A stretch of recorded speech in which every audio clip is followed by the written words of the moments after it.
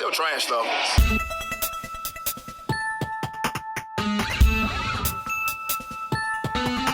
On the gridiron or courtside, you know what time it is. It's Sports plus life. Sports plus life. Huh? ringside or front court or field pass. We ballin' no. Knuckle up or buckle up. I tell it like it is when I'm on my show. Home run, slam dunk, knockout, or got some dough. Sports plus life. Yeah. Sports plus life. Huh? Ah. Yo, yo, yo, yo. What's up? What's really good? It's your boy Brandon Brevon, host of that show called Sports Plus Life. You feel me? And you already know what's going down today. So guess what? Guess what? Turn it off, turn it off, turn it all the way off now. Yeah, how's everybody doing?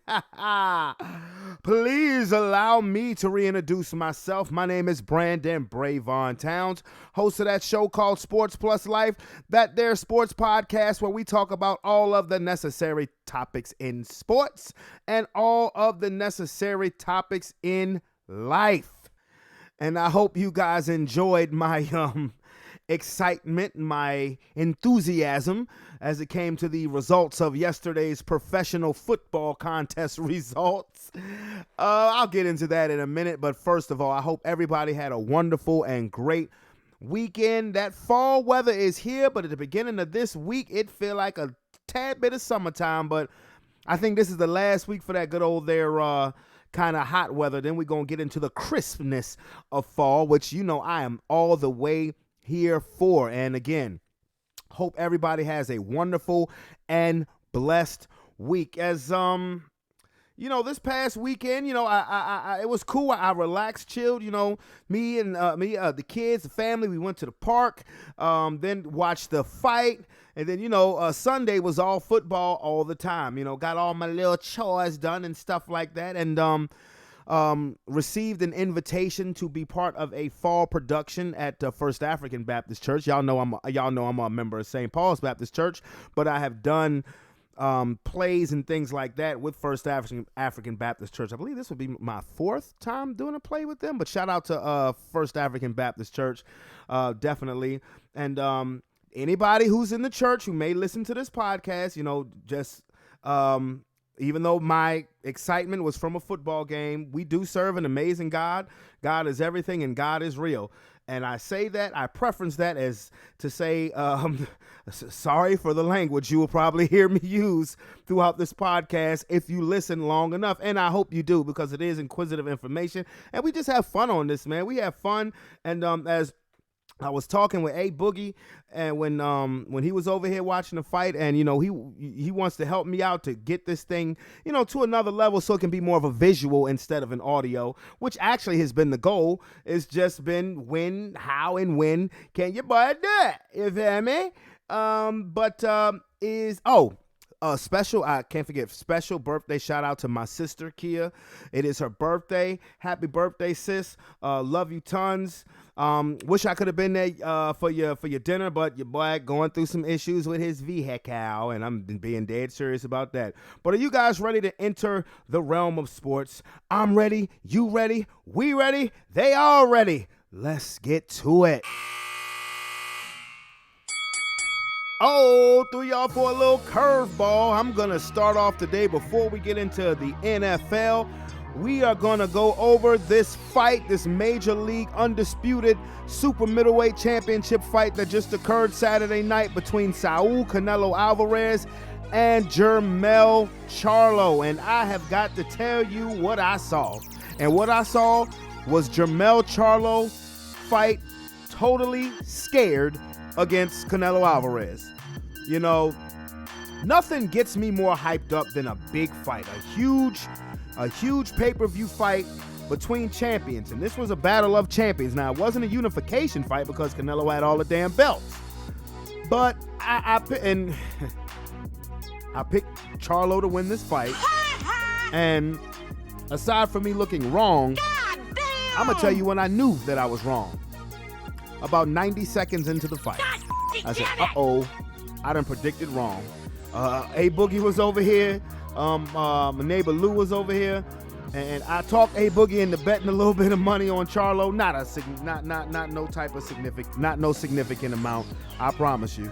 But yeah, Charlo fought the wrong game plan, straight up.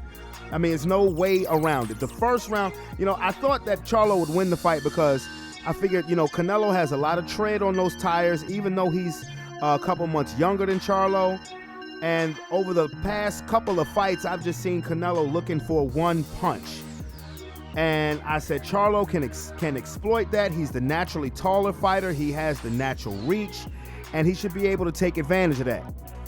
But Jermell Charlo came out and did the exact opposite. I was under the impression that he would come out and use his jab and reach, and he came out there trying to pose with Canelo, and I'm like, bro should have been working his jab, because Canelo is historically a slow starter, and the first round of this fight was no different. There was very little activity, and that's where Charlo, for one, made his mistake.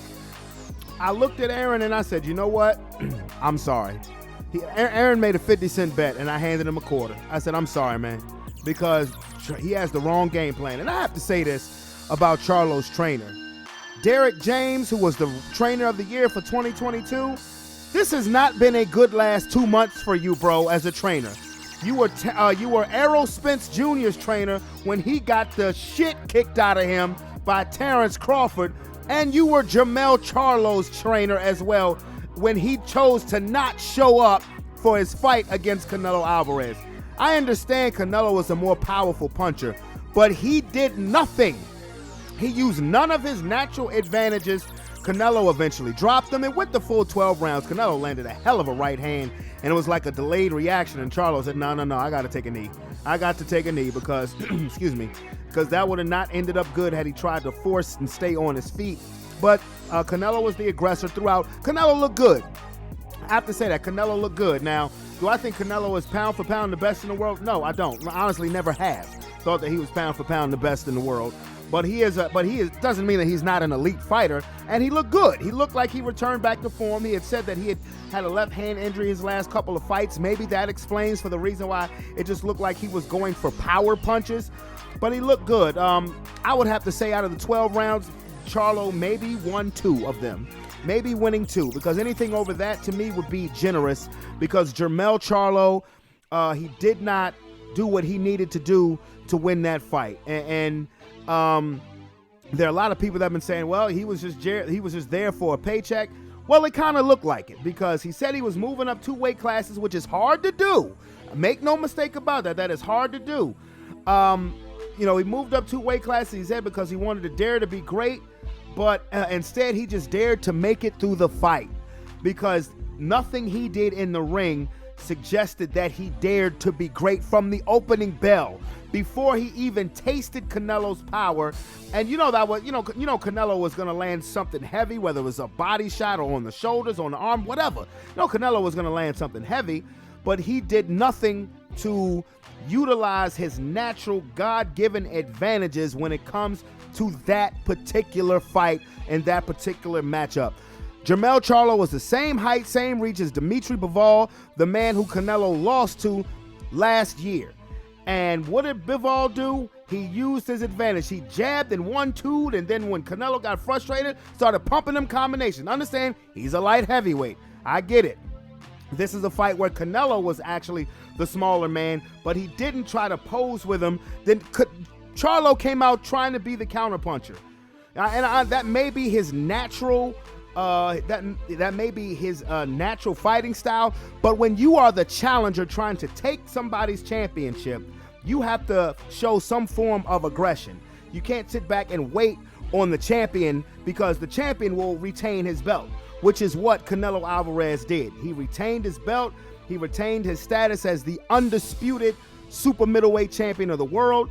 And now they're asking, who should Canelo Alvarez fight? I think personally it should be David Benavidez. And now if he fought Jermell Charlo's brother, Jermall Charlo, who's a middleweight, who's a naturally bigger fighter and is undefeated, that may make for a better fight. But be that as it may, I think Canelo should fight Benavidez. And one thing I want people to start doing, put to bed this notion of Canelo fighting Terrence Crawford. I know that makes for good barbershop talk, what if. Look, I'm a realist. And now Terrence Crawford is the baddest motherfucker on planet Earth when it comes to being inside that boxing ring. He's better than Canelo. Terrence Crawford is better than Canelo at what he does. But there are weight classes for a reason. There is a 21-pound weight difference between Canelo Alvarez and Terrence Crawford. I understand if Terrence Crawford is trying to get make that super payday, which Canelo still demands, the 8-figure payday. But if you're worried about winning the fight, Terrence Crawford, you do not want that fight. What you want to do is go up to 154 after you dispatch of Errol Spence again. Go up to 154 because you're going to knock Jermell Charlo the fuck out and become the undisputed junior middleweight champion. You're going to knock. I have no doubt in my mind. And one thing that I thought of, and I said this a little over a month ago, is that whether Charlo wins or loses against Canelo, if he goes back down to 154 to face Terrence Crawford, he already has the built-in excuse of why he is going to lose to Terrence Crawford, because that's a lot of weight loss to make weight. To when it's a lot tougher when you have to lose weight than it is when you're trying to gain weight in terms of weight classes in boxing. So yeah, Crawford gonna knock Charlo the fuck out, honestly. And he, I guess to make himself feel better, I want Bud Crawford. Okay, fine. Yes, go fight him. Because Terrence Crawford is going to dispatch you. But Terrence Crawford, the only way I would, if I was Terrence Crawford, the only way that I would fight Canelo Alvarez is if Canelo decided to come down to 160. If Canelo came down a weight class to 160, then I would consider fighting Canelo if I was Terrence Crawford. But Canelo's moving, he's been back and forth moving to light heavyweight, so that ain't gonna happen. So I don't think that that's a good idea. Y'all need to bury that pipe dream of Terrence Crawford fighting Canelo Alvarez and look for Canelo versus David Benavidez, and for Terrence Crawford, after he's done with his rematch with Errol Spence, to look at taking out Jermell Charlo. Now, on to the NF of the L. Yeah! Finally was a good Sunday after at first it started out as a horrible Sunday. But it is what it is if they want to take it there.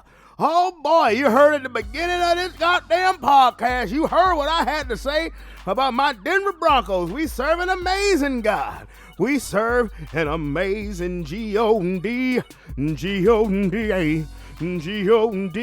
But I'll get there. Let me review the first couple other games first, and I will knock the Broncos and the Bears right out. I will knock it out because I'm not going to waste a bunch of time talking about the game between two winless teams. Well, at least as far as the Bears go.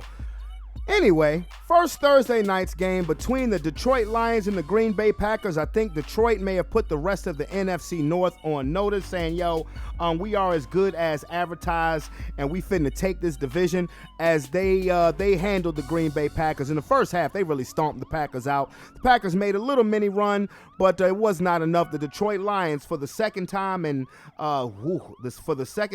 about 8 months, they've gone to Lambeau Field in a nationally standalone televised game and smacked the Packers up. They beat Green Bay 34-20 to improve to 3-1 and have first place all by their little lonesome in the NFC North. First Sunday's game, the game in London, England, the Toy Story, the Sunday Fun Day football game. I watched it. I watched it the way it was covered on Toy Story View. I watched it on Disney Plus. Creative, fun, cute idea. I wouldn't do that again if I was the NFL, maybe in a preseason game. Because, like I said, it was cute, it was nice or whatever, but yeah, preseason. Wouldn't do that in a regular season game again. But be that as it may, the Jacksonville Jaguars finally won a game, 23-7. I guess they had to get the hell out of America to win a game. They beat the Falcons 23-7. Nothing was super impressive about Trevor Lawrence. It's just he played better than Desmond Ridder, who, again, I'm going to say this again, ain't it. He's not it as far as the Falcons' future quarterback. I don't believe it. Jacksonville goes to 2-2. Atlanta falls to 2-2. Now on to the 1 o'clock games. And let me get this out the way quickly. My Denver Broncos defeated the Chicago Bears 31-28. winning our first game of this 2023 season. And it was an adventure because the Denver Broncos at one point in this game were down 28-7. I was in the chat line with all of my Prediction League family saying how horrible and god-awful we are. And y'all shouldn't bet on us anymore. And I meant every word I said. And then somehow, some way, the Denver Broncos put together a furious fourth quarter rally to come back and defeat the Chicago Bears, thus really giving the Bears the title of worst team in the NFL right now. And as excited as I was, and I was excited because I didn't see that one coming. You heard the enthusiasm and the excitement at the beginning of the show, as that's a message that I posted, that I sent to my Prediction League family. But I also am keeping things in its proper perspective. As if you paid attention to my joyous ranting, you heard me say at the end, and we still trash though. Because if the Chicago Bears are the worst team in the NFL, what the fraggle fuck are we falling down 28-7 to them for? It is what it is. A victory is a victory, but I have to keep things in its proper perspective, okay? I don't think the Denver Broncos are going to beat the New York Jets next week, who actually played very well against Kansas City. I don't think the Broncos are going to play the New York Jets. Are going to beat the New York Jets, because our defense is so horrible, particularly when it comes to stopping the run. Now, the one small inkling of a pass that I will give to our former head coach and current defensive coordinator, Vance Joseph, is that when you have four starters out on defense, on every wave of your defense, that can hurt. Having Purcell out and Frank Clark and Josie Jewell and Justin Simmons, they are difference makers, because when they played in week one, the defense looked good. We lost the fucking game, but it looked better than 70 points to the Miami Dolphins. That's the only small pass I'll give to them, because the Chicago Bears should be kicking themselves in the teeth, because when I look at this game, when I look at these numbers, all I'm saying is, how the hell did the Bears lose? Justin Fields, for the first three quarters, played the greatest game of his career. He had over 300 yards passing. He had 4 touchdown passes. Herbert ran for over 100 yards. DJ Moore, caught for over 130 yards. Russell Wilson didn't throw for over 300. We did not have a running back run for over 100. We did not have a wide receiver catch for over 100 yards. How the hell did we win? Biatch. That's why I can't get but so excited about this win. Now, it's always good to have to celebrate at Club Dub after a football game. Absolutely. But, like I said, I have to keep things in its proper perspective. A team that is worse than us found a way to self-destruct a game that they clearly had won. Now, will this be a springboard for the Denver Broncos to do bigger and better things even during this 2023 season? I certainly hope so, but I'm not going to get my balls in a salad shooter and say that that's going to happen, because I know what I've seen on television. Now, what I have seen from a positive standpoint is a much better version of Russell Wilson than last year. I'm going to continue to say that. Sean Payton has done what he is supposed to do with Russell Wilson. On the flip side, where we had the best defense in the NFL after 4 games last year, I think we have the worst defense in the NFL after 4 games this year. It just is what it is. But I'll take it how I can get it. Our first win of the season, definitely happy. And if you are the Chicago Bears, boy, was I wrong about you. Damn, was I wrong about you. On to the next games. Showdown in Buffalo between the Miami Dolphins, who just dropped 70 on us a week ago, and the Buffalo Bills, who still have a lot of people questioning them, particularly after that week 1 loss against the Jets, despite the fact that they had convincing wins over the Raiders and the Commanders. Well, they mutilated the Miami Dolphins 48-20. Josh Allen, I have to say this, and remember, last week I said I believe Tua will win MVP. I still believe that, but as of right now, a quarter of the season has gone. After, you can only go by what you saw the last time. As of right now, I think Josh Allen is the MVP of the league.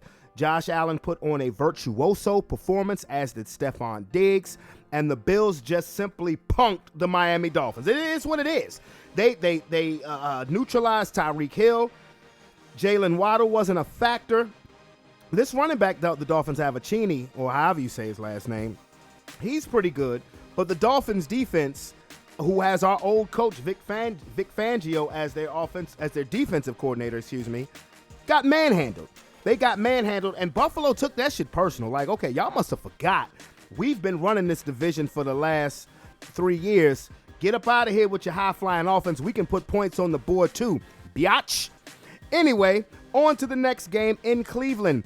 90 minutes before the Browns played the Ravens, Deshaun Watson was announced that he was not going to play.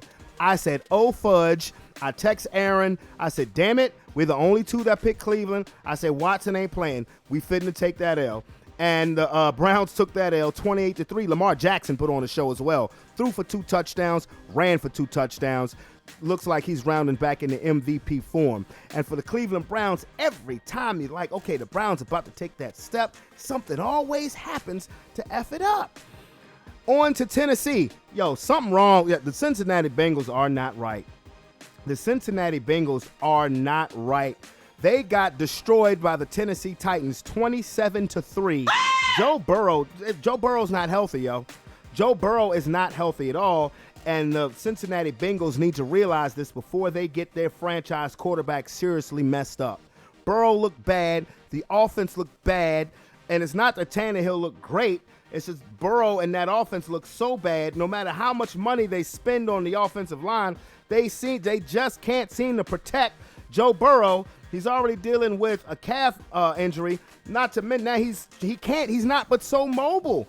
You know, he's trying to run for his life in that backfield, and it's not working this season. Jamar Chase is frustrated. He said, I'm open. I'm always fucking open.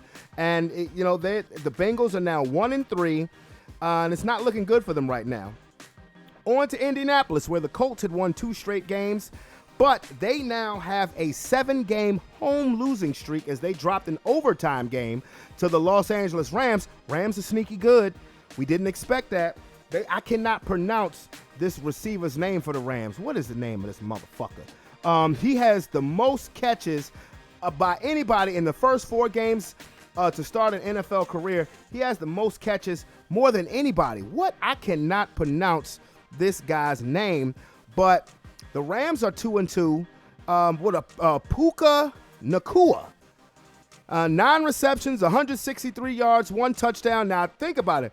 This guy is putting up numbers on a team where Cooper Kupp ain't even played yet this season. So the Rams, they found another weapon, sneaky good. Watch out for them. Not to win the division, because I think that's the 49ers all day, but sneaky good. Watch out for them. And the Colts were actually down 23-0. They had a hell of a comeback to force the game in the overtime, but just couldn't close the deal. But Jonathan Taylor will be back this week. Next game in New Orleans. I called Calvin after this game and said, you owe me an apology, bro, because his Tampa Bay Buccaneers are now 3-1, and I may have oversold the New Orleans Saints. The Bucs beat the Saints 26-9. Baker Mayfield's not playing spectacular. He's just not screwing it up. You have weapons like Mike Evans and Chris Godwin and the tight end Otten. I told Calvin this on this show that the Bucs will be respectable if Baker Mayfield is healthy. They're 3-1. They're in control of this division right now through the first quarter of the season. We shall see. In Philadelphia, the Philadelphia Eagles, Bird Gang Biatch, remain undefeated in a thrilling game against the Washington Commanders. That went to overtime as well. 34-31. Man, this was a great game. This was a hell of a game because as much as you look at the Philadelphia Eagles and say they haven't played their best football and they're still undefeated, Washington Commanders are good, y'all. This kid Sam Howell can play, y'all. They lost 37-3 last week against Buffalo, but Buffalo's kicking everybody's ass right now. The Commanders, they command respect right now. But shout out to the Eagles. Bird Gang Fly, Eagles Fly. 4-0 for the second straight season in a row. In Carolina, battle of winless teams, the Panthers and the Minnesota Vikings. The Vikings come out of Carolina with a 21-13 win. Justin Jefferson had a couple of touchdowns. In Houston, the Houston Texans won their second straight game, handling the Pittsburgh Steelers 30-6. You know, Kenny Pickett got hurt this game, and I was looking like, damn, Kenny Pickett may be out for a while. Well, it comes to find out he may not miss any time at all. That sucks for you, Pittsburgh Steelers, because again, I'll say this about Desmond Ridder, I'll say this about Kenny Pickett. He is not it. And their offensive coordinator, Canada, sucks donkey balls. But on the flip side, C.J. Stroud is balling. You hear me? C.J. Stroud, the number 2 overall pick out of Ohio State, Heisman runner-up, is ballin', making the Houston Texans look like they made the right decision. Maybe the Carolina Panthers are saying we didn't make the right decision because C.J. Stroud is playing some ball. DeMeco Ryans has that defense playing, and the Texans, sneaky good, 2-2. Look out for the Houston Texans. In Los Angeles, the Chargers beat the Raiders. The Chargers did what the Chargers always do. They get out to a lead. They let the team come back. Brandon Staley does something stupid by going forward on 4th and 1 in your own territory. They don't get it. He puts his defense in a fucked up position, but this time the defense bailed him out with an Asante Samuel Jr. interception late. Yo, the Chargers are 2-2, but Brandon Staley's a horrible coach. I'm sorry. He's a dummy. He's a flat-out dumbass. He is garbage juice. And you know what? As a Broncos fan, I am happy because he is what's holding Justin Herbert back. He really is. But Chargers go to 2-2. Raiders drop to 1-3. In Dallas, the bitch-ass Cowboys improved to 3-1 after defeating the New England Patriots 38-3 in a game that saw Bill Belichick bench starting quarterback Mac Jones, but did reaffirm that he will still be his QB1 going forward. The Cowboys defense scored 2 defensive touchdowns. They look great. Do you guys realize that the Dallas Cowboys defense has scored just as many touchdowns as their offense? I don't know what you want to do with that. You can call me a Cowboy hater all you want. I don't give a fuck. I'm just calling it the way I see it. I wanted to put this in the chat last night. I told Calvin, I said, I want to put this in the chat just to kind of ruffle some feathers, but I left it alone. Only thing I was going to put in the chat was do that to the 49ers. That's who the Cowboys got to play this coming up week. But a win is a win. And they are 3-1. They are in second place behind the Philadelphia Eagles. Speaking of those San Francisco 49ers, they beat those pesky Arizona Cardinals 35-16. Christian McCaffrey had 4 touchdowns. Remember I just said that if I had to name an MVP right now after 4 weeks, given what I saw yesterday, I would have to give it to Josh Allen. I would have co-MVPs because Christian McCaffrey has been the most valuable player just as much as Josh Allen. The problem is the NFL now doesn't believe in giving the MVP to a running back, and Christian McCaffrey is leading the league in rushing, leading the league in touchdowns. He has been flat out balling, and Brock Purdy is just doing what Brock Purdy do. He's winning. He's undefeated as a starter in the regular season. Now, I know Calvin to hear this and probably like, that's what I've been trying to say. And all I was trying to say, me and Sean were trying to say, bro, is if you're the number 3 overall pick, Trey Lance, you should be able to beat out Mr. Irrelevant. Be that as it may, 49ers are balling. They're undefeated. Sunday Night Football. The Kansas City Chiefs did what they were supposed to do, beat the Zach Wilson-led New York Jets 23-20. What was a very tight game. Zach Wilson actually played pretty well until it mattered most, and he eventually screwed it up by fumbling the ball. Now, as I said, I don't think the Denver Broncos are going to beat the New York Jets, but the Kansas City Chiefs, we are going to say this, and I'm going to say this every time the Chiefs look suspect. Why did you let Eric Bieniemy walk again? Because that Commanders offense is humming. And the Kansas City Chiefs are using an improved defense to keep themselves above water as far as AFC elites. Because right now I don't think the Kansas City Chiefs are the best team in football. I do not. I think the best team in football resides right now in Philadelphia, Pennsylvania. The most impressive football team right now revolves and is in Buffalo, New York. And a team that would like to have a word with me is in San Francisco, California. Okay, to me, those are the 3 best teams in football right now, not the Kansas City Chiefs.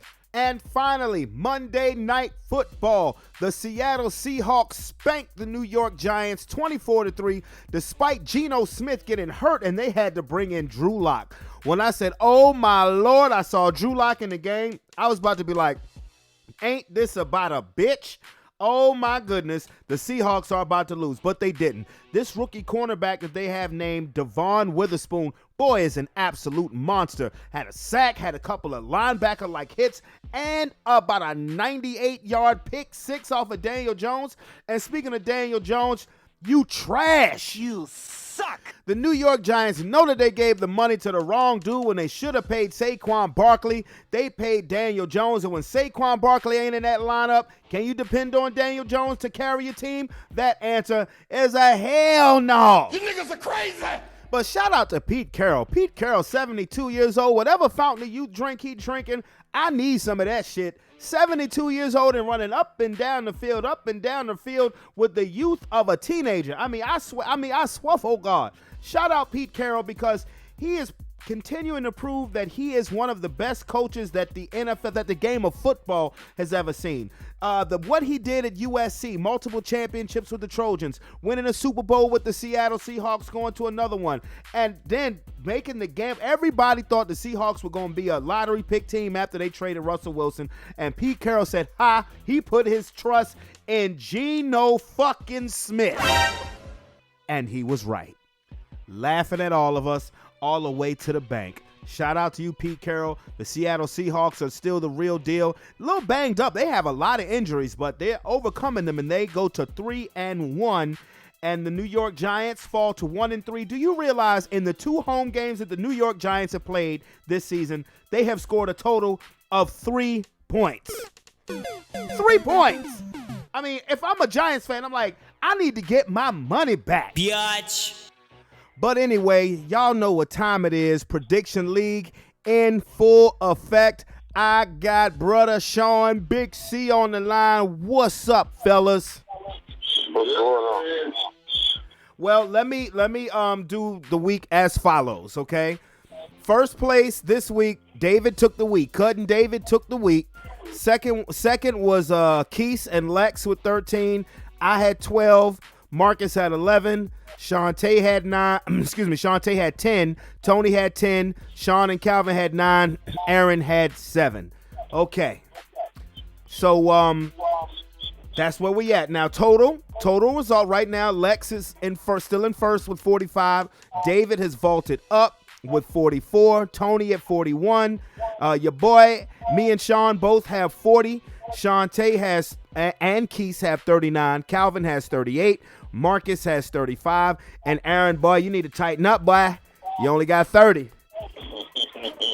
But I told you I was going to catch your ass, Sean. Man, fuck these teams, man. Out here playing like ass, boy. It's fucking me up. I had 2 bad weeks, but we gonna get it together. We gonna get it together. Like I said, I told you I was going to catch his ass. Man, fuck you, nigga. But fellas, how y'all doing? Good, man. All right, well, first, let me just get to brass taxes. Calvin, I'll start off with you. What was your takeaway overall from the weekend of NFL football? Football, it was good. I was about to say as a whole, sports as a whole, the weekend was sports as a whole, the weekend was great. Great. Let me see. It was a good week. I think I'm backtracking from most recent. I think Zach Wilson played. One thing I can remember, I think Zach Wilson he surprised. He played better than I thought he was. You know what I'm saying? He played better than I thought he was. I told you that the Commanders joint was and the Eagles joint would be a good game. The Eagles would probably win, but it won't gonna be as all right. It won't gonna be as cut and dry. You know what I'm saying? Well, that's a division game. Those games always, for the most part, always be pretty good. But yeah, go ahead. When it came down to it, it just seemed like Philly just outworked them. You know what I'm saying? Like they was ready for it. You know, I guess that comes from the shit they went through last week, but they just outworked them all. You gotta chill out with that crying, girl. The Rams and the The Rams and the Colts was a good game. I can't not. I knew I was gonna have to acknowledge at some point in time, but I didn't know it was gonna be this early. That's what. That what? I said I knew I was gonna have to see Anthony. I would have to recognize Anthony Richardson as a talent. Yeah. Mm-hmm. Yeah, he's pretty good. He's fucking good. He looks like a leaner, quicker Cam Newton. I don't know. I mean, I ain't see him tight throw yet. He throws pretty good, but I'm gonna be honest with you. Anthony Richardson and C.J. Stroud are playing better than Bryce Young. Man, that's another thing. I remember we was on the podcast one week. We did the podcast earlier than this, and I was like, "What is the?" We was talking about. I had asked what was the rookie head coach, rookie quarterback combination. What did that look like? You know what I'm saying? Moving forward, right? And we couldn't. We as a whole couldn't find to support that, but they're doing their thing. D'Amico and C.J. Stroud, yeah. Yeah. Feel like I seen some on. That was October 1st. October 1st of what? 2007. He won his first game as a player. Then October 1st of this year, he won his first home game or whatever. Oh, D'Amico Ryans. Yeah. Yeah. So that was what's up. I think it's time for us. I think it's time for everybody to get off Russell Wilson's dick, because he ain't been playing bad. No, that's what I've been saying. He ain't been playing. He's been playing acceptable. You know what I'm saying? Now, the defense has been horrible.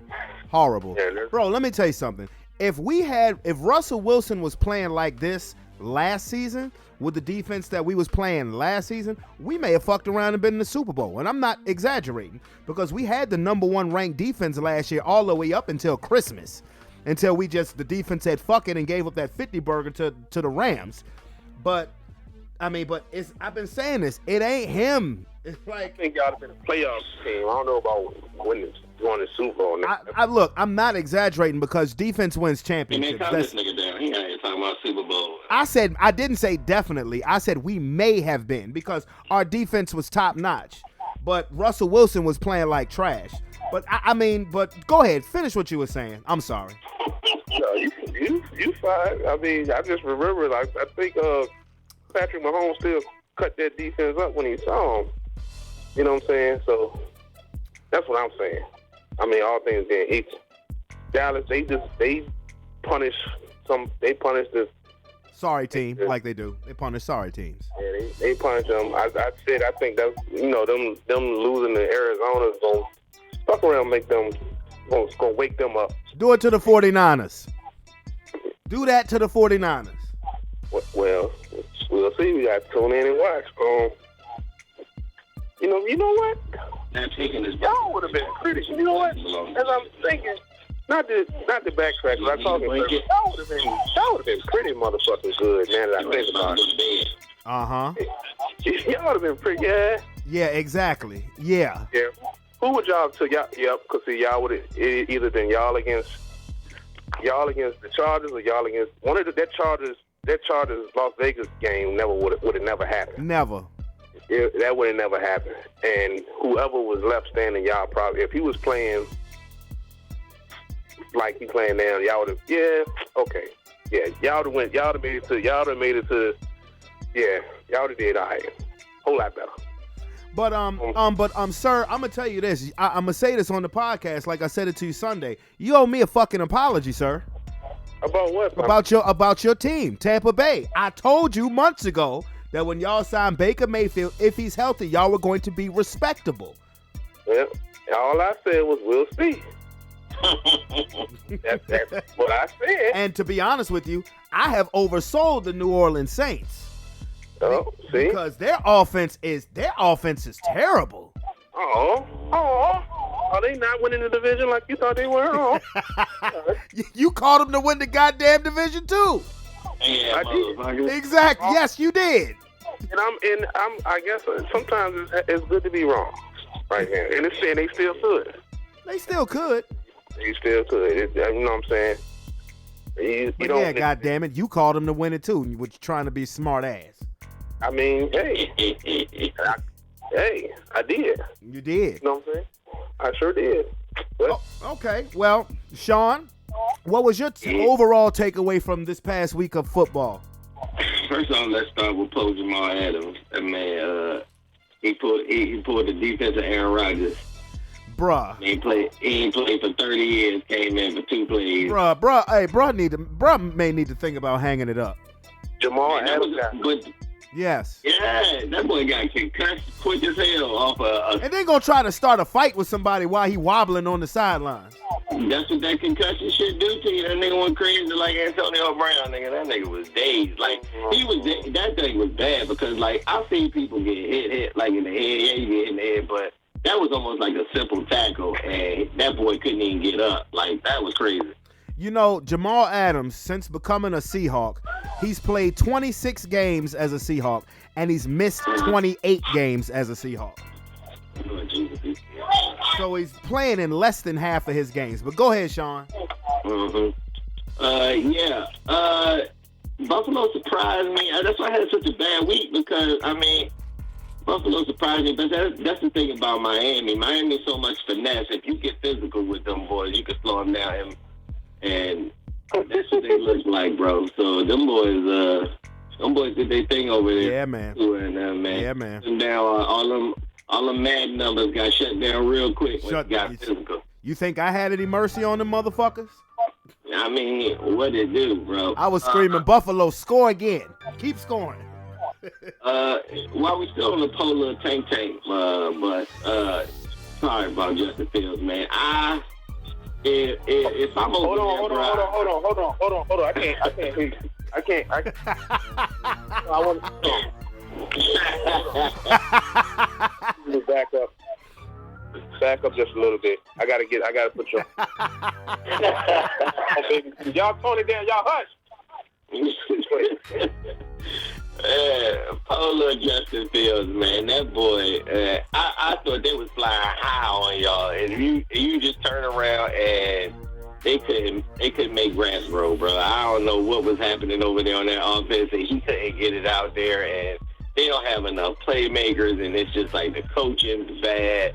And I'm like, how do you lose that game? All you really have to do if you up by that much is ground and pound. Bro, and we can't stop the run. That's what I'm still trying to figure the shit out, bro.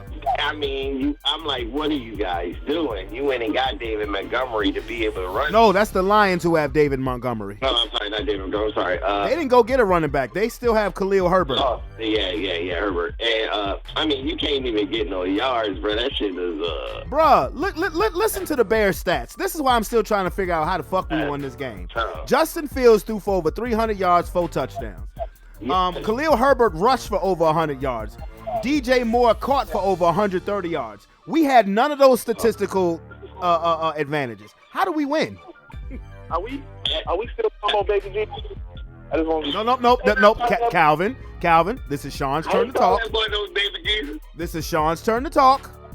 Okay. I ain't calling that boy no Baby Jesus. You better get the hell out of here. That's what they were saying to me. I said, no, he ain't, goddammit.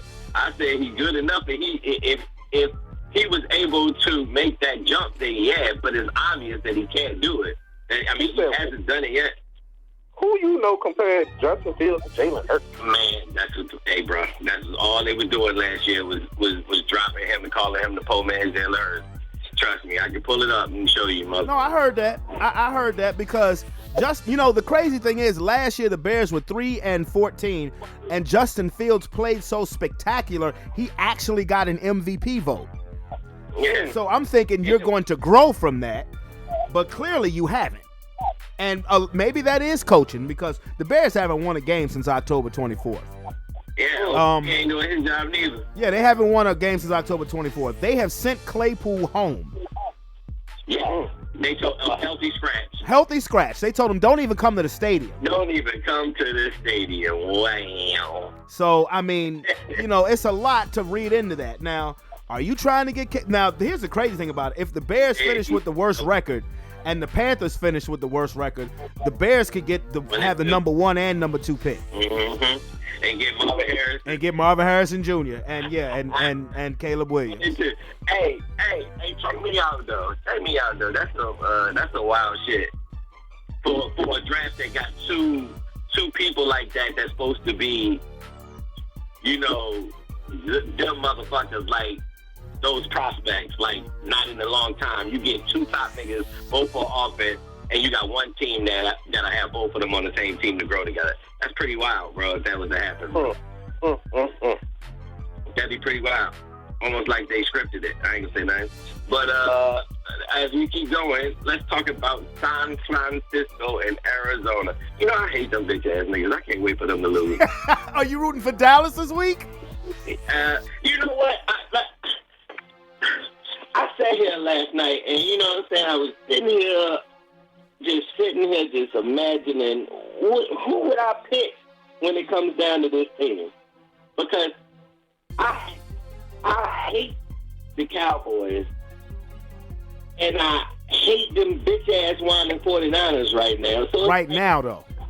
Yeah, it's right now, but the way that I feel about them right now is like they right there with the fucking Cowboys, and it's like I told myself that I was losing, but it's almost to the fact that I want to say when it comes down to this pick that I'm going to be the first motherfucker in this thing to say this game will be a fucking time both of them bitch-ass niggas going to lose because I hate both of them motherfuckers. I don't want now one of them niggas to win. I want them to go to overtime and now one of them goddamn win the game. They just tie that bitch out. Well, the 49ers would still be undefeated then, though.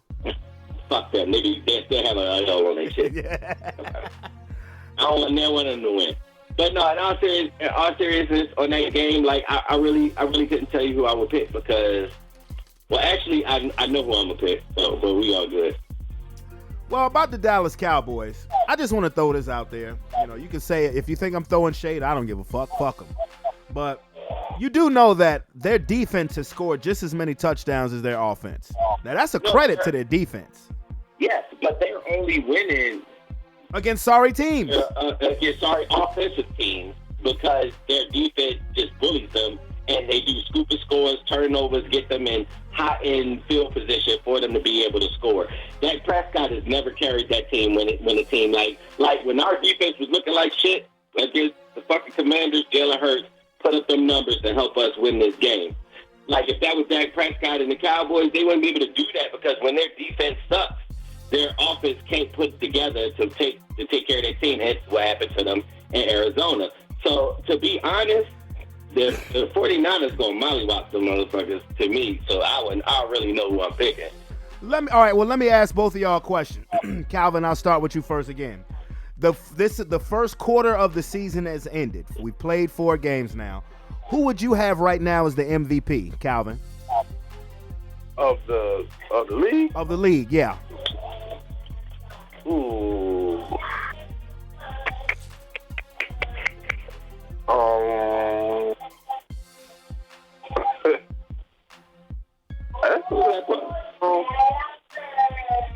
don't know.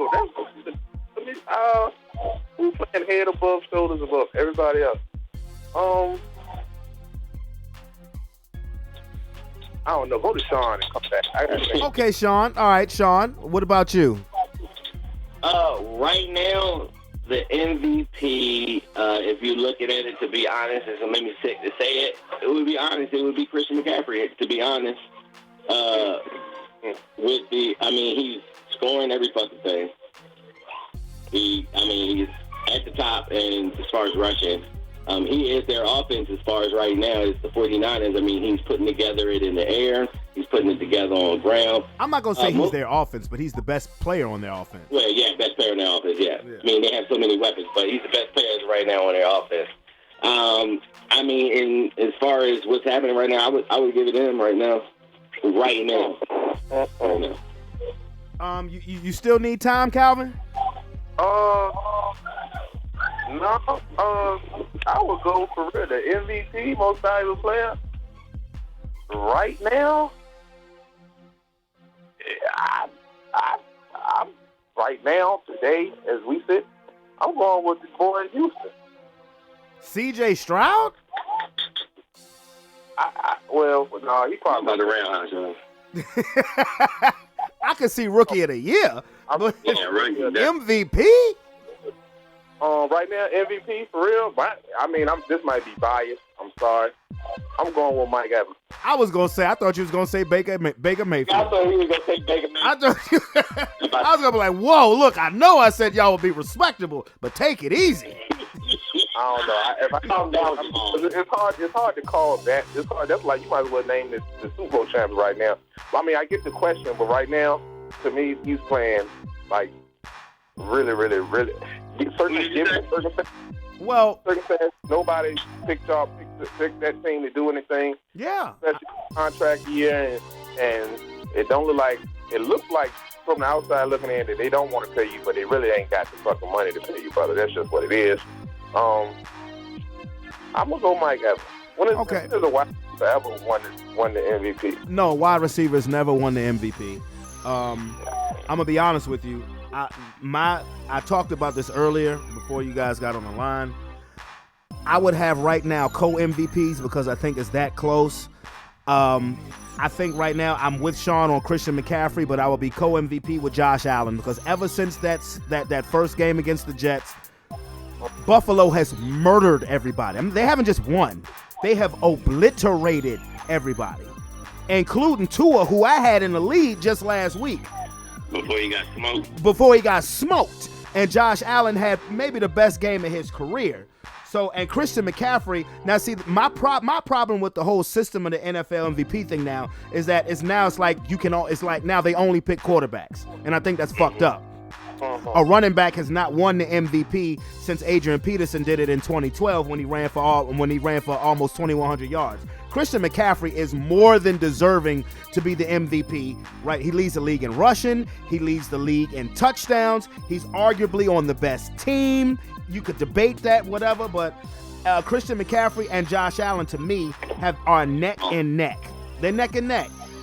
And you know, and I'm not trying to be funny, it would be truly history making if you had a white running back win the MVP. You ain't never lied. Great white hope. Because you have never had a white running back win the MVP. Ain't that a good? Last time you had a white running back. What? Franco Harris, Larry Zonka? You know, before we was born. You know what I mean? Like John Riggins with the Redskins. Yeah, didn't we go over this before? We were talking about Mike Allstott and shit. Mike Allstott was a fullback. Oh, a fullback, but then we went over that shit. Yeah. I mean, Christian McCaffrey. I'll say this: he's head and shoulders the best white running back ever. Absolutely, I give you that. Ever, because I wouldn't say like an injury thing, but he's good now. Well, since he's been healthy, since he's been a 49er, maybe he just need to get the fuck out of Carolina. I don't know. Carolina put everything on his fucking shoulders. Well, I mean, and he still has pretty much the same workload in San Francisco, but he really doesn't have to because you got Ayuk, who's evolved into a true number one. Debo didn't even have a catch Sunday, and you would never know it. And so that we don't misspeak. Larry Zonka was a fullback. Okay, but John Riggins wasn't. Right. Yeah. Right. Zonka was a fullback. Riggins was not. He was really the last pure white running back in an age where pretty much you could get away with it then because, the 80s, the 70s and the 80s was predominantly running the ball anyway. But Christian McCaffrey, he's a hybrid. And the fact that he can run in between the tackles, he can actually power through shit. And when he gets in the open field, you're not catching this motherfucker. He's more than deserving of being the MVP. And so is Josh Allen. But when I talk about rushing the football, Christian McCaffrey is the leading rusher in the NFL. Do you know who number 2 is? And keep in mind, this person barely got any carries at all in week 1. You know who number 2 in rushing is? You already know. DeAndre Swift. You already know who it is, boy. Yeah. That boy is playing like a yeah. After the first week, Sirianni said, "I'll never make that mistake again." Because after the line, I can't remember the stat they put out, but the boy, I think he got like almost like 100 yards rushing before he even gets touched. You know what I mean? Like, I forgot what the stat was, but like our line is opening so many holes for this dude. Like, he's got so many yards before they even hit this motherfucker. Even put a hand on him to hit him, dog. And he's hitting way better than Miles Sanders was, because Miles Sanders wasn't as patient, and has the vision as him. He had the athletic ability, but he wasn't as patient and able to hit them holes like DeAndre Swift can. Okay, well then let me ask you guys another question. This time, Sean, I will start first with you. Off of the first 4 weeks of the season, who is your five best teams? Who do you think are the 5 best teams in the league? Right now? Right now. No specific order. I'm going to say my Birds, of course. Well, of course. You're only 2 undefeated teams in the league. Absolutely. Yeah, and of course the 49ers. Mm-hmm. We got the Chiefs. You got... let me look. I'm trying to think. You got the Chiefs, you got Buffalo, and you got Miami. Wait a minute. So you said the 49ers, Eagles, Chiefs, Buffalo, and Miami. Okay, Calvin, who would your top 5 teams be? San Fran, the Eagles, Dallas, the Bills, and Miami, I guess. And Miami, okay. Now I just thought about this question off the top of my head, so I'm gonna be thinking about it on the spot just like you guys. Definitely Philly and San Francisco. Philly, San Francisco, Buffalo, because like I said, they've been murdering everybody. I cannot put the Chiefs in my top 5. I can't, not yet. I would actually put the Detroit Lions and I'll say low key, and they've been doing this very quietly, the Baltimore Ravens. They are dangerous, both of those 2 teams. Yeah, because Detroit has a line like Philadelphia and Cleveland. Like they can really bully ball you. Detroit can really bully ball you. And when Jamison Williams comes back, that adds another element to their offense. And their defense has been playing a whole lot better this season because, for one, they're not always coming from behind like they did the first half of last season. They got better talent on their team. And Baltimore, nobody's been talking about it, because Lamar is just casually going along, winning games, stacking them wins. And the Cincinnati Bengals are in trouble. I'm glad I ain't calling them to win there. I think the Ravens maybe could. The Cincinnati Bengals are in trouble. And the and the Steelers, Kenny Pickett is just not it. I think the only threat to Baltimore is Cleveland, and I know Deshaun didn't play. That's why I think a lot of that was lopsided. Deshaun didn't play, but I think Dory in there. Yeah, but Cleveland has a top 5 defense. But to me, that's the only threat to them in the AFC North. Excuse me. I didn't know. I picked them, and I didn't even know Deshaun wasn't playing. They didn't announce it until an hour before the game. Yeah, that bullshit, that blew me. Bro, well, y'all picked Baltimore. I picked Cleveland. Oh, yeah. When I saw that shit, I said, God damn it. I said, well, chalk that one up as a loss. But Lamar showed out. He had combined 4 touchdowns, 2 passing, 2 running. And niggas, Lamar Jackson is saying, okay, y'all must have forgot I did win a league MVP before. Mm-hmm. And like I said, the Chiefs offense, bro, you really got to give, to me, credit to Eric Bieniemy because the Commanders' offense is humming. They offense is humming, and the Chiefs offense, you got Patrick Mahomes, so you got you got that ace in the hole. You got Travis Swift, so you got that ace in the hole too. Travis Swift. Well, I mean, look, Travis Kelce, this man was dating sisters, and now he looked like an old town sheriff deputy. What? Yeah. He looked like an old. He looked like some old town in the desert. Looked like they deputy. He had to look like that, man. You think they wanted him looking like white chocolate dating Taylor Swift? His ancestors are happy as a bitch right now. That's what I'm saying. People are wildly confused as to how could this white man that motherfucker's everywhere. You know who Travis Kelce looked like right now? I'm not trying to be funny. He looked like his brother. He looked like Jason now. No, he don't look like Jason. Jason got a full beard. I know, but I'm saying Jason looks like he could be. He don't look like white chocolate. Okay, let me put it that way. I got you. Hey, y'all remember the movie National Security with Martin and the dude Steve Zahn? Yeah, that dude. That's who the fuck Travis Kelce really look like right now. Yeah, the nigga with the mustache. Yeah. But even he was dating a black chick. He done thrown sisters to the side. He You did, know bro. what I'm talking about? I remember that one. That's this newer. I went back to the one with what's the joint with Martin on? With Martin and Tim Robbins. Yeah. That was nothing to lose. I'm talking about national security. Yeah. Yeah, but no, I mean, my boy looked like he looks like a small town deputy. He does. Who I guarantee, the type of deputy who don't wear his body camera because he can't wait to beat up a nigga. He was like one of those troopers that gave Jim Carrey a hard time and so, where he had all the black sons. Larry. He do look like his big ass should be on a motorcycle somewhere with them Eric Cartman Respect My Authority sunglasses on. Yeah. Them blue blockers with the mountains in the background. I need him. He like Jim Carrey marathon. he like one of the antagonists in an '80s teen movie or something.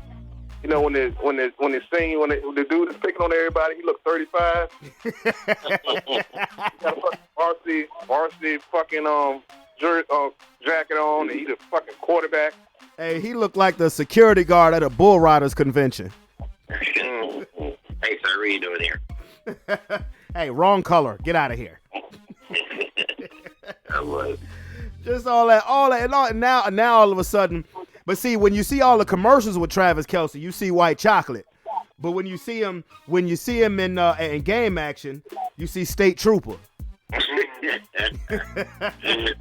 All that shit for attention in a year when they ain't gonna be together. You know that she about to make a one hell of a album. That bitch gonna be called 87, bruh. I said 87. Yeah. between 12 and 18 months, he's gonna be the best. He's gonna be on the charts. He's gonna be on the chart. Hey, you said the album gonna be called 87. The album gonna be called 87. 8701. And so, since we talking about white women, I forgot. I like to apologize to my. We was talking about fine white woman. I like to apologize to my boo. I forgot to enter her name into the chat, and I don't know how I forgot. Kat Dennings. Who? Y'all know The hell is that? Kat Dennings. Y'all ever seen what is it? Okay. What's the name of that show? I got Google, nigga. Oh yeah, I'm looking it up. I'm looking her up right now, bruh. K-A-T. I know. I see it. Oh no. No. Yeah, she is a looker. In the Lord, meek and mild. She was in Wanda. Oh, the chick yeah, who was Thor's chick. The stupid. What's the two girls in the cup? I mean, two broke girls in the broke bitches in the sea. That was Don't so call I was getting ready to get like Forrest Gump. Don't call her stupid. That's the chick from Thor. That's Thor's chick. Yeah, Well, that ain't well, Thor's chick. not- That's Thor's, that ain't Thor's chick. That's the scientist girl. The science. Yeah. Yeah. Yeah. Yes. She from Pennsylvania. She ain't from the UK nowhere. Okay. Yes. I'm Everybody sorry. from the UK. Right. I couldn't live with myself if I didn't share that with y'all. I'm sorry. Yeah, she was in that movie. Yeah, two broke bitches. I mean, two broke girls. I mean that's sitcom. Yeah, that's TikTok. I'm sorry. Forgive me. Oh, you know what? She was in Big Mama's house too. She was that smart ass daughter. And she was in 40-year-old version. Ooh, he just got out of the bathtub. She was in, she was in 40-year-old virgin. She wouldn't be a virgin if I ran into her ass. You feeling better? You a little grumpy. Oh my goodness. Was your temperature running high? But yeah, I called you because sometimes I find myself at work talking to people that don't know shit about what they talk about, and that's when I have to call. I used to call Skip about it, but I call you now for most of the shit. You remember when I called you a couple of times? Uh-huh. Was talking about you want to fight? He was trying to tell. I knew he didn't know he was something. Dude, whoever lost Saturday, Jamel Charlo. he said he wants to fight Crawford. Yeah, I mean, because when Crawford beat Spence, Remember when he kept knocking him down in the 7th round and he was yelling at a nigga outside the ring? That's the dude he was yelling at. Oh. Because Charlo is the undisputed 154-pound champion. Now, he went up 2 weight classes to 168 to face Canelo, and he fought like a straight-up punk. But he still is undisputed champion in the junior middleweight division. So when Crawford fights him, Crawford gonna knock his ass the fuck out. That's what possession you see? If why not starting? Cause don't he have a rematch clause in the fight he just lost? No, there's no rematch clause in that fight. Oh, it's not. Okay, I thought they went all of them. No, you lost. Take your ass back down to 154, and Bud gonna come up there and tenderize your ass. Pause. I'm sorry. Oh, that's right. The pause moment. Super pause. Yeah. He is. But yeah, no. When you were talking about would they fight Tank Davis? No. Canelo's way too big for Tank. I think he's too damn big for Crawford. I wish they would stop that shit about Crawford fighting Canelo. But what did y'all the Colorado USC game? Calvin, you said you left it too quick. Colorado was getting that ass whooped, but in the second half came back like a son of a bitch and damn near pulled it off. Shedeur Sanders went toe-to-toe with the champ as far as the Heisman goes. Mm-hmm. You know, tale of two halves. I'll say this: they may have lost, but they have won. I mean, you can't. I don't think it's done. I don't think it's done nothing to take away from the hoopla about them boys. I mean, oh no, niggas won't come in at Deion's neck the way they were after that Oregon game. No, niggas was like, no, your team step up and fought. They showed a sense of character, and for them to have been down 28 points. Or 24-28 points, and to come all the way back and it come down to an onside kick. Well, I saw a meme somebody put on Twitter or X, whatever. It was remember in next Friday after when Ice Cube and Pinky had got into a fight, and he was like, "Get out my stove," and the nigga said, "That nigga had me scared, but I held my own. Fuck that." Somebody put that was Caleb Williams after the Colorado game.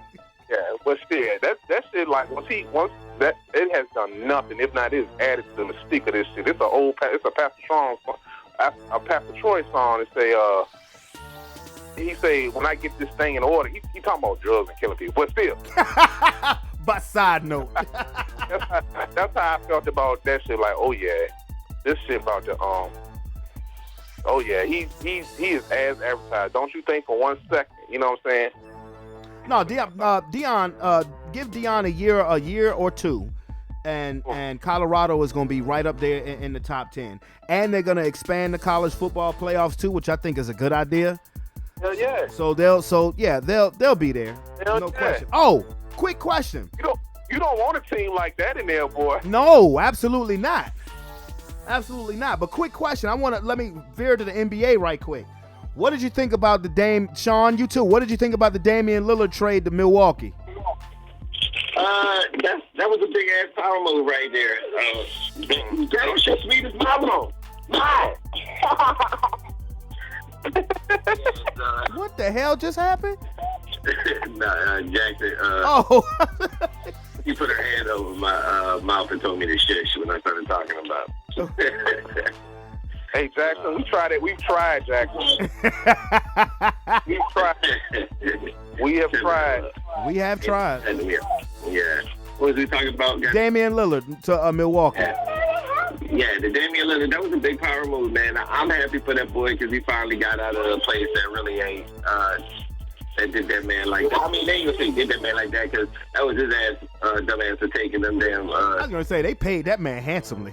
Yeah, so, I mean, he got what he wanted. He got out of there. Giannis, the Bucks said, hey, motherfucker, you want to win, and we went and got you Lillard, even though he's a little bit older, but he still can ball. So we're going to see how it is with them two on the team. Hopefully, I mean, it looked good, man. I mean, I don't know. Did they get rid of Ayton or some shit like that? Well, it was a 3-team deal between Milwaukee, Portland, and Phoenix. Ayton did get traded from Phoenix. He was part of the deal. But Drew Holiday was the main piece for the Bucks that got traded to Portland. And the Celtics countered Milwaukee's power move, and now they have Drew Holiday. Yeah. But you know who was great for? You know who was absolutely, positively great for? Both of Giannis brothers. Why you say that? Don't they still play for Milwaukee? One brother plays for the Lakers. The Lakers. Yeah, he plays for the Lakers. Okay, all right. Man, look, Giannis is the only brother that plays worth a damn. The other two brothers, they strictly on a roster because of Giannis. They like the other Ball brothers. Yeah, right. No, right. We know who the other ones are. Yeah. Poor Alonzo Ball too. Shot. I hope he gets better, man. God damn. Yeah. What's wrong with? Explain to me what's wrong with that nigga. That man has had an issue with his foot, and and I don't know exactly what the injury was, but it's so bad that rumors were swirling that he may never even play again. Exactly. And a report he just let out came out with a report today saying, I'm gonna play again. I'm only 25 years old, but that's how serious, because he ain't played in damn near 2 years. But yeah, that sucks. But the Antetokounmpos, Thanasis, you know, he's on there. You know, he's like you said, he not only is he like a ball boy, like the ball boys, he's really like a ball boy for the Milwaukee Bucks. Yeah, but it kind of like keep that hush hush even more now. Like I didn't well, goddamn, let it. We ain't gotta. They don't expect much from you. Right. We don't have to now. Right. Absolutely. So that's an interesting. One thing about the NBA, boy, when they make a move, they make a move. Well, it's because it's not as many, and so every person has more like represents a bigger piece of the pie. Right. But you know what I'm saying? So they was already much watch TV. Now it's like, ooh, you know what I'm saying? Let's see. Well, you know, the season starts in 3 weeks. Oh, do it. Yeah, the season starts in 3 weeks. But now when Sean said Dame got what he wanted, no, he didn't really get what he wanted, but he got what was best for him. Because remember, he was saying that he wanted to go to Miami. Yeah. But see that kicks player empowerment square in the teeth. Because he didn't get to go where he wanted to. But to be honest with you, Portland did him a solid because he has a better chance now of winning a championship because he's with a prime Giannis, a prime Middleton. Brook Lopez is still a beast. You didn't have to get rid of Bobby Portis. He's the closer now. You don't have to worry about Giannis trying to crash into everybody and possibly getting in foul trouble or missing free throws. You got a closer, him and Middleton. So they really did him a solid. So I think Milwaukee should be the favorite. Since the Celtics went and got Drew Holiday, they Vegas-wise has been put back as the favorite. I don't know why, but it is what it is. I heard they got rid of Williams. They did get rid of Robert Williams. They did get rid of him for Drew Holiday. He was part of the trade. They got rid of Brogdon too, Malcolm Brogdon too. Sometimes I just feel like sometimes when you're in the team, like some pieces that are not as shiny are just essential. You know what I'm saying? Like every time when them boys be down there struggling, not doing nothing, that boy get every rebound. Well, my only issue with Robert Williams is he's barely ever healthy. You know, he's almost. I mean, really. I mean, for the last like 3-4 seasons, he's only played half of each season. But I mean, when he's in there, he's very effective. That's big time numbers compared to what most of the superstars do these days. Oh yeah. You know, but oh yeah. Like, so let me ask you this: had he went to Miami, if he wanted to go to Miami, could Miami have pulled that off any way that not included getting rid of Bam? No, see, that was the thing. Like, Miami didn't want to get rid of Bam. Miami's prize piece in that trade would have been Tyler Hero. The Hero. Yeah. And Miami was kind of, you know, but when a motherfucker say they want to come to you and only you got to get that done. You know, Miami to me sat back on the players get what they want anyway, so he gonna be here. It ain't about them though. It's about the other team knowing that he only wants to go to you. Yeah, and the fact is that you're still under contract for them, so you can send them really wherever the fuck you want. Yeah, exactly. They could have sent his ass to Detroit and said, "Shut the fuck up." Bummer. Yeah, but I mean, but they could have did that. But if you Detroit, you don't want no disgruntled ass. No, they did him a solid. They did him a solid by sending him. I mean, think about it. Milwaukee was the best team in the league during the regular season last year without him. But it's still player empowerment a little bit because ain't no way in hell they send them to a non-contender because you're right, they could have sent them anywhere for the best fucking picks, the best players, whatever the case may be. Yeah, that was the best package involved too. Yeah, true. Yeah. Get everybody involved, and especially Phoenix needed some depth on their team. So Aiden went to the Blazers, I think. Yeah, Ayton went to the Blazers. William went to Phoenix. The Phoenix got they got Nurkic, Portland center. They got Nurkic, and they also got Grayson Allen from Milwaukee. And I think Nurkic is honestly a better fit for the way, Phoenix is just going to be run and gun, and Nurkic plays that European style, and he can bang and get rebounds and shit like that. Bank pause, I'm sorry. But to me, he's a better fit for Phoenix for what they're trying to do at least this season. Because I'm only giving that shit with Phoenix maybe about 2 years. Because Durant's starting to get old, and the older he gets, the more unhealthy he gets. Yeah, he looking like Doc. What's the skinny dude? what's the skinny dude that was with all the fucking potions and shit? He's scared. I see his face. He dead now. But yeah, he look like that. So where did Williams go? What the fuck? What the fuck What? kind of sequence was that? Yeah. What? That nigga said, man, I see his face. He said, I see his face. He dead now, though. What the fuck? Yeah, but so where did Williams go? He went to Portland, too. Portland, okay. The wild ass sequence, boy. He right. Side note, he dead. Old age. Oh, shit. But, all right, fellas, let's get to them. Let's switch back to football. Sean, I'm going to start with you. Let's start off first with Joe Picks. Thursday night football, them Chicago Bears that we totally missed, that we swung and missed on. At Washington. I'm going to go with the Commanders. Okay. Jacksonville, this is another London. This game is in London. They stayed in London. Yeah, Jacksonville versus Buffalo. Ooh, let's go with the Bills. Yeah, they're going to take their ass whipping style outside of the country. Yeah, I got to do right now because I'm down. You know what I mean? Houston at Atlanta. I'm going to go Houston. All right. Carolina at Detroit. I'm going to go Detroit. All right. Interesting game. Tennessee at Indianapolis. That is an interesting game. This could be the one that separates niggas because this can go either way. And you said Tennessee is where? Tennessee at Indianapolis. And that boy Richardson playing.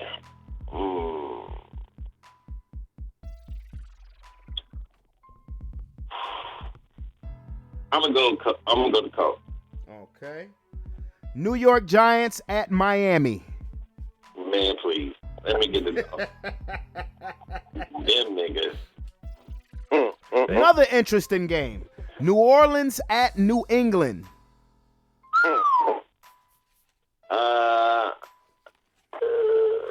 I mean, Battle of the New.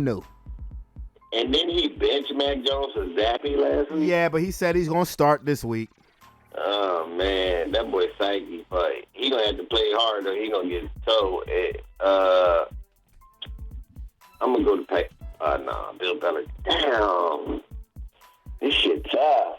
And who's that on? The Patriots. Yeah. This shit is tragic. I'm gonna go to Patriots. God damn it, Sean. Why the fuck would you do that? Baltimore at Pittsburgh. Baltimore. All right. Philadelphia at the L.A. Rams. Philadelphia. You see, we got that boy Roby, didn't it? Who y'all got? Bradley Roby? Yeah, we signed him. Okay, old Denver trash. All right. Yeah, Hey, have y'all paid attention to that Puka, whatever his name is, from the Rams? nigga from the Rams. Yeah, the little rookie they got. This nigga putting up Cooper Cup numbers, and Cooper Cup ain't back yet. Cooper Cup is back. He is? This will be his first game then, because he ain't played last week. Yeah, he'll be back for this game. They saved him for this one because they need him. So you going Philly? Come on. All right. Come on, man. Another interesting one. Cincinnati at Arizona. Ooh, that is interesting. I'm gonna go Arizona because that boy Joe Burrow look like he's about to be. He's not healthy. New York Jets. Arizona. Huh? Yes, it's in Arizona. Yeah. Yeah, I'm gonna take them because I don't think yeah, I'm gonna take them. New York Jets at Denver Broncos. New York Jets at Denver Broncos. Ooh, man, I keep trying to believe in these Jets, bruh, and they all playing y'all. And you know what? I'm gonna give it to the Jets. And you want to know why I'm gonna give it to the Jets? Probably for the same reason I'm gonna give it to the Jets. I'm gonna give it to the Jets because I know they're gonna go hard because of what Sean Payton said about their coach, and I know they're gonna eat them niggas up for that shit. Oakley dokley. To me, this is an interesting game as well. Kansas City at Minnesota. Kansas City at Minneapolis.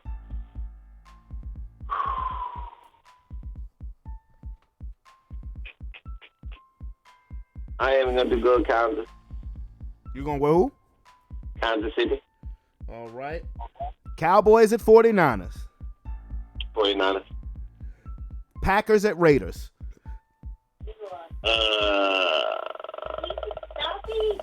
Packers. Packers at Raiders? Yes.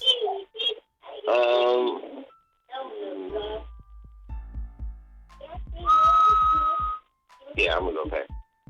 Okay. All right. Sean's picks are as follows. Washington, Buffalo, Houston, Detroit, Indianapolis, Miami, New England, Baltimore, Philadelphia, Arizona, the Jets, the Chiefs, the 49ers, and the Packers. That sound correct, sir?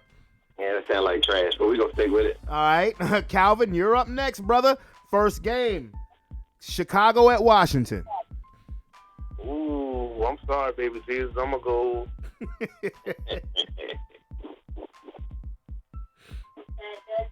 I'm going to go watch. All right. Jacksonville versus Buffalo. And you said Jacksonville played in London last week. Yeah, so they stayed. You know, they didn't have to go. And this game is in London as well. That's an advantage. That is an advantage. You don't have to. Buffalo. Okay. Houston at Atlanta. Houston. Okay. Carolina at Detroit.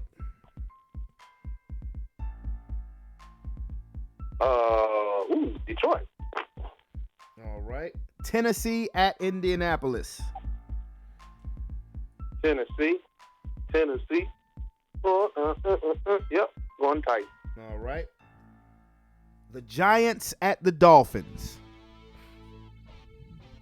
Come on, man. Go ahead. I will take that as Miami. That is. Okay. New Orleans at New England. Battle of the New. New Orleans. Okay. Fuck you, Sean. Baltimore at Pittsburgh. Baltimore. Okay. That defense is everything, but that motherfucking Kenny Pickett ain't in it. Yeah. So Right. he Kenny is. Pickett is sucking the life out of that defense. Daniel Jones is living Tyson. What's that nigga from New Orleans? Taysom Hill. Taysom Hill, yeah. And Kenny Pickett's dream life. They living vicariously through him. He's well fit. All right. Philadelphia at the Los Angeles Rams. Philly. Okay. Not because that nigga on the phone with Philly. Cincinnati at Arizona. I'm going Cincinnati. All right. Jets at Broncos. I'm going. Ooh. Wait a minute now. Hold on. What was the score at halftime of y'all game last week? Does it fucking matter? God damn. 28-7, god damn it. You the game. What you talking about? I'm going Denver, man. All right. Yeah. Okay. All right. Kansas City at Minnesota. I done took enough chances. I'm going Kansas City. Okay. Dallas at San Francisco. I'm going with trash ass Brock Purdy. That's all. Trash ass Brock. Packers at Raiders. I'm going with the Packers. All right. Calvin's picks are as follows: Washington, Buffalo, Houston, Detroit, Tennessee, Miami, New Orleans, Baltimore, Philly, Cincinnati, Denver, Chiefs, 49ers, and Packers. Is that correct, sir? Yeah, it'll do. All right, I will make my picks while I'm on the phone with you guys. First game, Chicago at Washington. Yeah, I'm going with Washington. Commanders' offense is humming. Jacksonville versus Buffalo. It's going to be an international ass whooping. Buffalo is going to handle their business. Houston at Atlanta. I'm going with Houston because they got the momentum. D'Amico got them boys playing, and C.J. Stroud is balling. C.J. Stroud is making Carolina think about, hey, did we really make the right choice? They did. Yeah. Carolina at Detroit. I'm going with Detroit. Detroit, to me, is a top 5 team in the league. Don't make me wrong, you guys. Tennessee at Indianapolis. This was a toss-up game for me. I'm going to take Tennessee because the Colts have lost their last 7 home games. Even though Anthony Richardson is balling too. He is balling. I told you, both of them is balling better than Bryce Young. Giants at Miami. Man, please. The Giants is, Miami. Miami, throw 70 on them, goddammit. Battle of the New Orleans versus New England. Gosh, this is hard because both of these teams' offense is trash. Complete. Mac Jones, I look at it this way. Mac Jones feel like probably now he's playing for his job. The Saints defense is real, but they offense, I'm shocked sucks. Alvin Kamara last week had 12 catches for 33 yards. How do you do that? 12 catches for 33 yards. I don't know. Wait a minute. Before I commit to this, I'm glad you thought, because I just thought about that. Ain't Judon and Gonzalez out? Yes. I might have to switch that. You going with New Orleans now? I might have to switch. You the team switching most team switching this nigga. I switched teams because I just remember these injuries, nigga. But if he going New Orleans, I won't pay for shit. Nah, I'm gonna stay with the Patriots. Okay. That's spiteful shit right there. You know what? I don't know who the fuck to go. Damn, this game may be a tie. Jesus. Because it's just one of them games that it could go either way. Yeah. Because both defenses are good, but both offenses is terrible. I'm gonna grit my teeth. I'm gonna bite my teeth and go with New Orleans. Baltimore, Pittsburgh. Yeah, okay. Yeah. Baltimore. I think Baltimore is a top 5 team. Philly and the Rams. I'm gonna go with Philly. The Rams are better than we thought they were, though. They are. I'm gonna go with Philly because they've always matched up well with the Rams. Cincinnati and Arizona. As much as I love Burrow and them Bengals, man, they ain't right. They are not right. And Arizona is a feisty bunch. They are truly a feisty bunch. Jets at Broncos. I'm going with the Jets because if the Jets are smart, they would simply run the fucking ball. Now, the one small nugget of grace I would give to Vance Joseph, our defensive coordinator, is that playing without Purcell, Josie Jewell, Frank Clark, and Justin Simmons for the last couple games, that hurts. But I'm still going with the Jets. Plus the whole Sean Payton talking shit thing. You should have just learned when to shut the fuck up. I hope I'm wrong, but I'm going with the Jets. Kansas City at Minnesota. I've actually waffled back and forth on this because I wouldn't be surprised if Minnesota won this game. But I'm going to go with Patrick Mahomes. Dallas and San Francisco. Man, fuck the Cowboys. That simple. 49ers. Fuck the Cowboys against a real squad. Okay. Packers at Raiders. Can you feel the love tonight? I'm going with Green Bay. Okay, so my picks are Washington, Buffalo, Houston, Detroit, Tennessee, Miami, New Orleans, Baltimore, Philly, Arizona, the Jets, the Chiefs, 49ers, and Packers. All right, fellas. We only picked 2 games. We are Right there. right there. Somebody gonna be right. It's the toss-up game, though. Bro, this is the thing about falling behind in the league, is because a lot of us are going to pick the same games because we're all thinking the same thing as far as what we're seeing, what we're reading. Right. So it just is like I mean, I could do something. Yeah, just to catch up. That's why I jumped out there with Burrow and Denver. I mean, there's a part of me that wants to pick Denver. Well, it's not really a big jump because Cincinnati is actually a good team if he's healthy. But he's not healthy. Shit, right, but he's not really. I mean, think about this. Think about this, you guys. 2 of Cincinnati's 4 games, they did not score a touchdown. In 2 of their 4 games, they have not scored a touchdown. They didn't score a touchdown against Cleveland. They didn't score a touchdown against Tennessee. That ain't the Burrow I know. Mm-hmm. And you got Jamar Chase, who's getting disgruntled now. No, this is not good. I want to jump out there with that Minnesota because I really do too, bro. I actually really do want to pick Minnesota to beat Kansas City. I got a feeling that Kansas City gonna get got a couple of more times. Not when I say a couple, only like 4 or 5. Maybe like 1 or 2 more times. They're gonna see somebody gonna blindside them. And Minnesota came back, so they believe in it. They drinking the Kool-Aid right. They didn't come back because of Kirk Cousins, though. That's my thing. It don't matter. They came back. It don't matter how you get there. You got there. Yeah, but going up, Bryce Young is not Patrick. I mean, Bryce Young ain't Patrick Mahomes, bro. That's the only thing. Because there's a part of me that does want to pick Minnesota, but I believe in the Vikings offense to a certain degree. And then I have questions about Kansas City's offense, but I just gotta go. I gotta go with the beast that I know.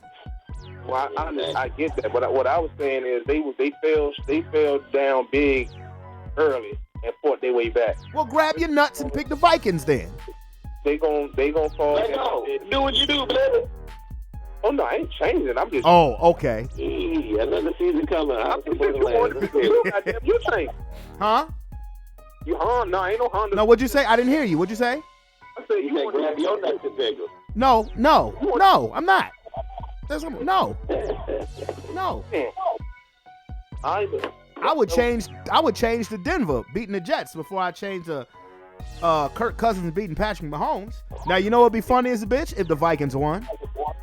Yeah, and then we both be looking crazy. We both would be looking stupid as a bitch, saying, "Damn it, we knew it." That's all right. I'm gonna pick a bunch of the Viking star players on my FanDuel. Fuck it, I'm gonna win some kind of way. And let you lose both ways. Yeah, I could lose both ways. I could. I'm honest. I'm not sold on Kansas City's offense yet. I mean, other than Travis Swift. You know. Taylor Kelsey. Hey. But anyway, all right, fellas. Well, it's been fun, but I gotta run. Hey, bye-bye. All right, fellas. I will hit you guys up during the week, and y'all take care of them. Y'all take care of them babies. What's up, man? I'm about to go get your dad with these kids, man. Yeah, man. It's Halloween time, bro. You know I already started decorating. You know I love it. I know you do. I don't We'll be over there trick-or-treating again. Trick, motherfucker. You know you're welcome. You know, Yeah. I had a good ass time last year, boy.